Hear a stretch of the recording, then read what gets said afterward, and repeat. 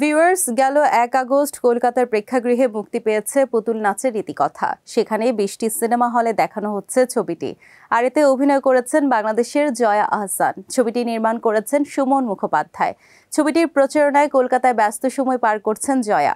So viewers, এবার দেখে নেব আজকের শোবিজ লিড স্টোরি। ধরে নেব সেটাই ছিল ভবিতব্যে। আর তাছাড়া আমি তো আজীবন ডাক্তারি করার জন্য এই গ্রামে পড়ে থাকবো না, কলকাতায় গিয়ে প্র্যাকটিস করব। প্রখ্যাত সাহিত্যিক মানিক বন্দ্যোপাধ্যায়ের পুতুল নাচের রীতিকথা উপন্যাস অবলম্বনে একই নামে সিনেমা নির্মাণ করেছেন কলকাতার নির্মাতা সুমন মুখোপাধ্যায়।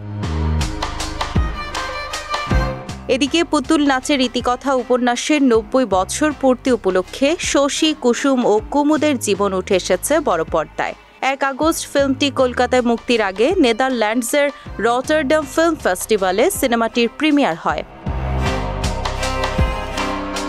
এতে কুসুম চরিত্রে অভিনয় করেছেন জয়া আহসান, আর শশী ও কুমুদের চরিত্রে দেখা যাবে আবির চট্টোপাধ্যায় ও পরমব্রত চট্টোপাধ্যায়কে।